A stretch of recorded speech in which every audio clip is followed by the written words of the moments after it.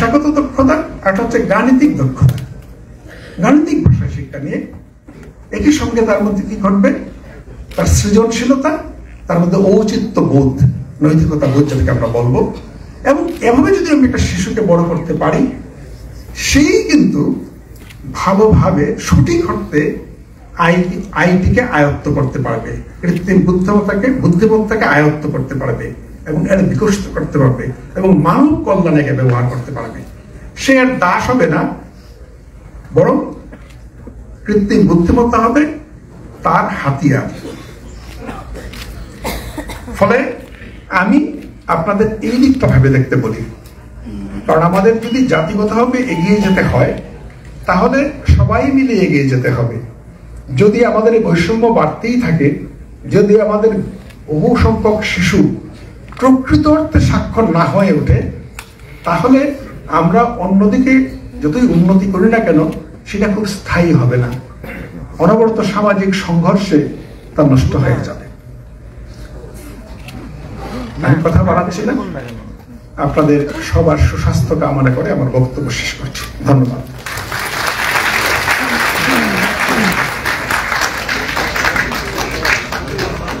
ধন্যবাদ মাননীয় উপদেষ্টা মহোদয়কে তার মূল্যবান ও গঠনমূলক বক্তব্যের জন্য।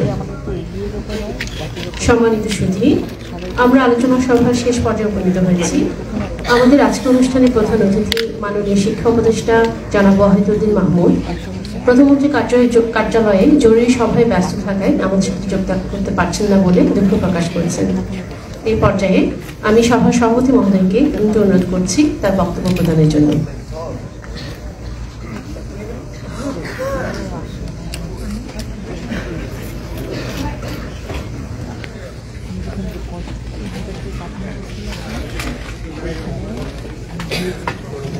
বিসমিল্লাহির রহমানির রহিম।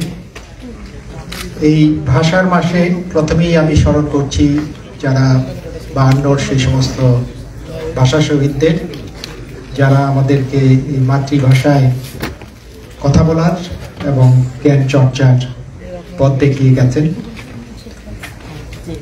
জুলাই বিপ্লবের সাহসী সেই শহীদদের, যারা আমাদেরকে মুক্ত চিন্তার সুযোগ করে দিয়েছেন।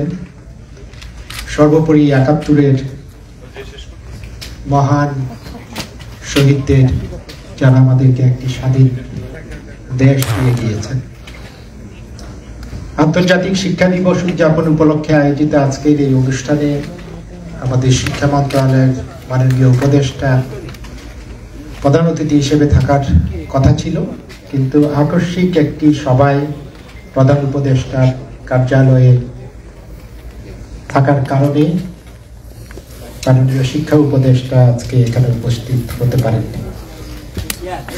সম্মানিত বিশেষ অতিথি ডক্টর বিধান রঞ্জন রায় পোদ্দার, মাননীয় উপদেষ্টা প্রাথমিক ও গণশিক্ষা মন্ত্রণালয়, বিশেষ অতিথি professor doctor M Aminul Islam, প্রতিমন্ত্রীর পদমর্যাদায় মাননীয় শিক্ষা উপদেষ্টার বিশেষ সহকারী শিক্ষা মন্ত্রণালয়, সম্মানিত অতিথি representative of UNESCO and head of UNESCO Bangladesh office miss Susan, মূল প্রবন্ধ উপস্থাপক অধ্যাপক ডক্টর মোহাম্মদ সাইদুর রহমান, বিশিষ্ট শিক্ষাবিদ এবং সদস্য বিশ্ববিদ্যালয় মঞ্জুরি কমিশন, সম্মানিত আলোচক বৃন্দ, আবু তাহের মোহাম্মদ মাসুদ রানা, সচিব প্রাথমিক ও গণশিক্ষা মন্ত্রণালয়, অধ্যাপক doctor Mohammad Abdur Razzak, chairman computer বিজ্ঞান ও প্রকৌশল বিভাগ, ঢাকা বিশ্ববিদ্যালয়, আমার সহকর্মীগণ, সরকারি বেসরকারি সুশীল সমাজের প্রতিনিধিগণ, মিডিয়া থেকে আগত ও অভ্যাগত অতিথিবৃন্দ, বিভিন্ন স্কুল থেকে আগত শিক্ষার্থীবৃন্দ, আপনাদের সকলকে সালাম, আসসালামু আলাইকুম।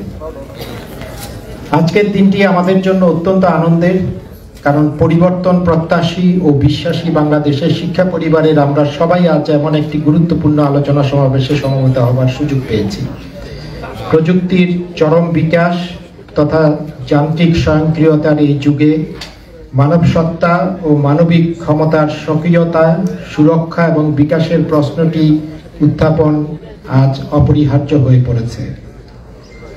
টেকসই উন্নয়নের ভিত্তি হিসেবে সবার জন্য অন্তর্ভুক্তিমূলক ও মানসম্পন্ন এবং জীবনব্যাপী শিক্ষার সুযোগ নিশ্চিত করা তথা SDG 4-এর অঙ্গীকার নিয়ে যে বৈশ্বিক যাত্রা শুরু হয়েছিল তা নিজ নিজ দেশের আকাঙ্ক্ষা, অঙ্গীকার, প্রাধিকার ও তার সঠিক প্রয়োগের উপরই এই টেকসই উন্নয়নের ভিত্তি রয়েছে বলে বিবেচিত।